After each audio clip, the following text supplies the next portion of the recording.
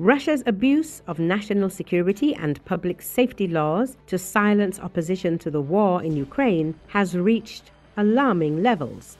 The UN independent expert who monitors human rights in Russia has warned recently. Mariana Katzarova said in a report to the UN General Assembly that over the past 3 years, thousands have been imprisoned on politically motivated charges, including treason, espionage, extremism and terrorism, often on fabricated evidence and in closed trials, with detainees ranging from children to the elderly. However, the latest poll results shocked them because, as it turns out, the Russian population has had enough of the so-called special military operation and wants the war to end now. Recently, an internal survey prepared for regional Russian administrations ahead of the 2026 elections shows 83% of Russians feel fatigued from the war and 56% want it to end right away, a sharp rise from the previous year. Support for continuing hostilities has fallen to around 23%, even as the Kremlin insists publicly that national unity remains strong. RFU News media outlet reports. It is noted that the gap between state messaging and private sentiment has never been wider, as Putin still expects his forces to capture all of the Donetsk region and has set deadlines by February 2026, while his foreign policy aides continue repeating maximalist demands. Foreign Minister Lavrov claims demilitarization and denazification remain non-negotiable, while spokesperson Peskov says Russia wants the war to end, but only once its original objectives are achieved.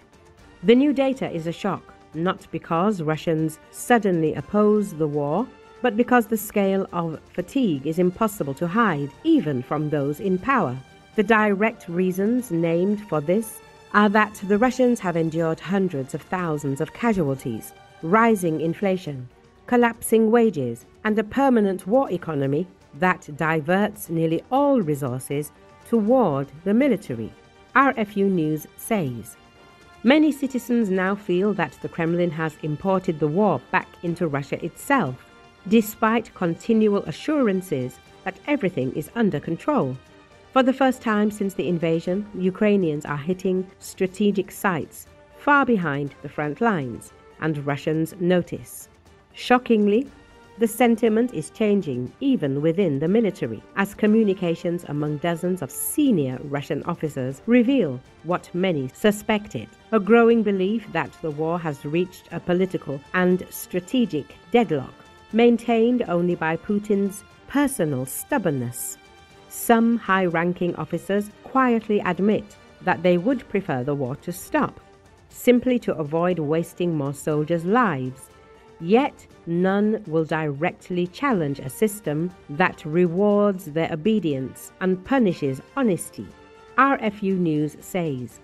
Several prominent Russian military analysts have also begun to push for the peace settlement because they understood that Russia cannot achieve the objectives it set at the start of the invasion, as the army has lost too many men to sustain the current pace for the several more years needed to conquer the remaining territories. A widening rift separates Russian society from its leadership, and the military is no longer immune to this split. After nearly 4 years of war, Russian forces lose over 1,000 men a day, and replacing them has become increasingly complex. Russia's war against Ukraine is framed as Russia's war with the West, a message made even more explicit in the subheadings where special military operation is immediately followed by confrontation with the West. This subsection claims the West showered Ukraine with money and weapons and imposed illegal sanctions on Russia with the sole aim of seizing its assets.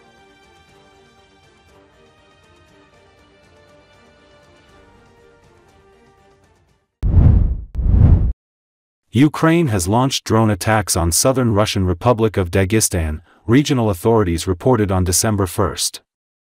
Ukrainian armed forces drones struck Dagestan on Monday morning, and the unmanned vehicles were shot down over Kaspiask city, the head of the republic, Sergei Melikov, said. The official did not provide details about the result of the attack, stating only that emergency services were working at the scene. He also reminded the public that Dagestan has a ban on publishing information about drone strikes, terrorist attacks, and the location of Defense Ministry forces.